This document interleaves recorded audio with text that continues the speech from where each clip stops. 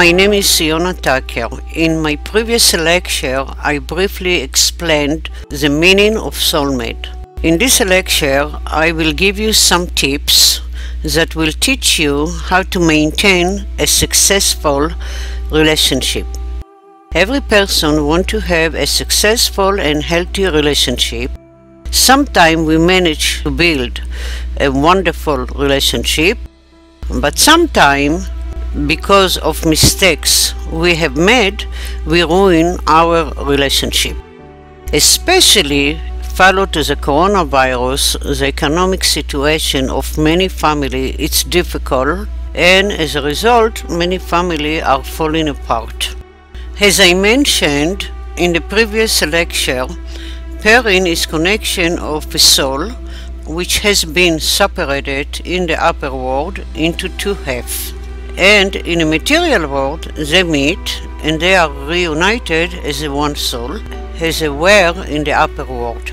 However, each of these spouses grow up in a different home, environment, and lifestyle, and each of them has his own desire, nature, aspiration, and habit. And now they both need to bridge between them, so that their lifestyle and their nature will suit both of them in order to reach perfection.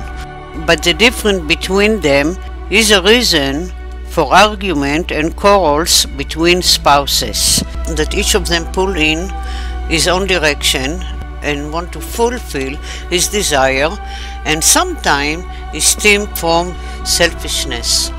However, when a spouse fulfills his aspiration, in the end, both parties benefit from it.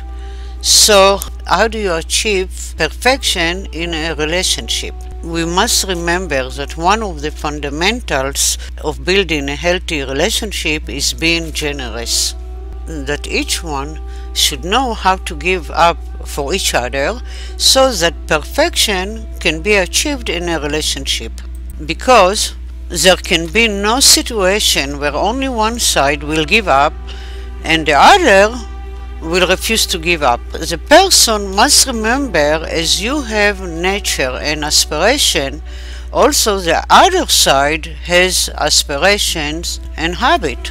And just as you want to be treated and fulfill your desire, so too.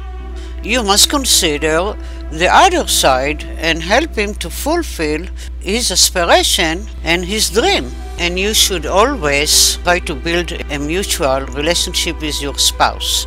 Help him and he will help you. If there are things that one likes and the other does not, it's advisable to talk about it and try to bridge the gap between you, understand, and come to decision will suit both of you. Tip number 2 is try to be in your spouse's place. There are many couples who accuse the spouse of all sorts of accusations that develop into quarrels. Before blaming the spouse, it's advisable to find out what happened and what was the motive for his action. And ask yourself, if I were in his situation, would I react like him?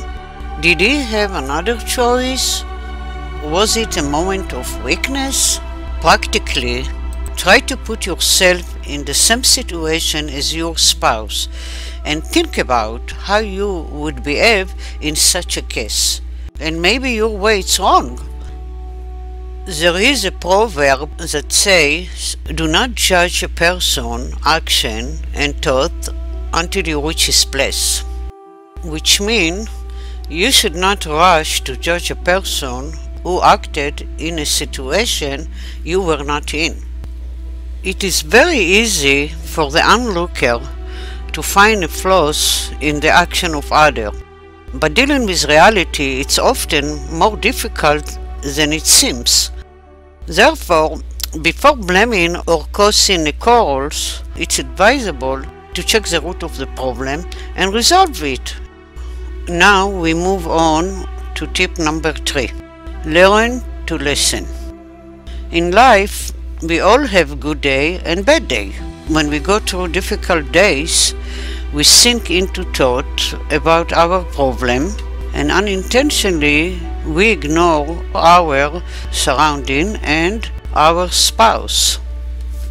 However, if we have a supportive and loving environment, it helps us in time of crisis, and we are encouraged and treasure more strength for the next day. But if we have a hostile environment, it causes us to shut ourselves off and be depressed. In this situation, getting out of the mess we are in becomes more difficult and takes longer. Therefore, in a relationship, it's very important that every evening you have open conversations, that each one asks the other how the day went for him. Did he have a good day at work? Did he sleep well? And so on. Ask any question that show that you have an interest in what is going on with your spouse's life. This situation creates a relationship of faith, strengthens the relationship, increases the love and caring between you. Therefore, it's very important every day to have conversations. And if one of the party had a difficult day, then the other can encourage, support, listen and help him to get up. And of course, you need to know how to give the right solution. Now we talk about tip number 4, control and envy. The essence of man that he loves freedom. But there are people who think that if they are married, then the spouse is in his or her complete control. And this is one of the destructive mistakes that occur in a relationship and ultimately lead to divorce. First, we must understand that every person loves and is jealous of his freedom. Married couple should give a space to each other, both of us together and each separately, which means a couple build family together, work together, but because each of them also has ambition, it is advisable to give each one the space he needs, so that he will engage in what he loves to do. Sometimes partners' control stems from insecurity and jealousy.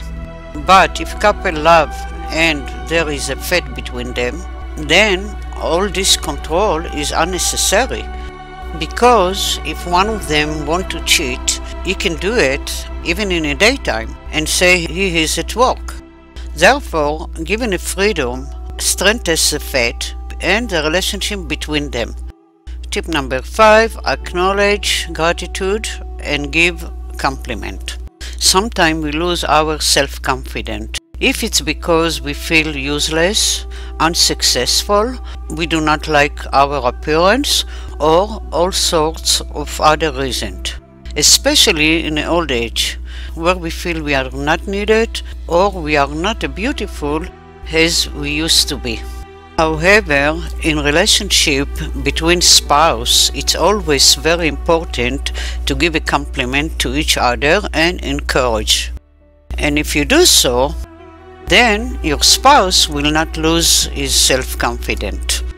In addition, always say thank you for everything, no matter if it was bad or good event. Because when something happened to us, that day we think it was a bad event, but it's possible that in the future we will understand that this has happened for the best. To sum up, give a compliment. It's free and it doesn't cost you money.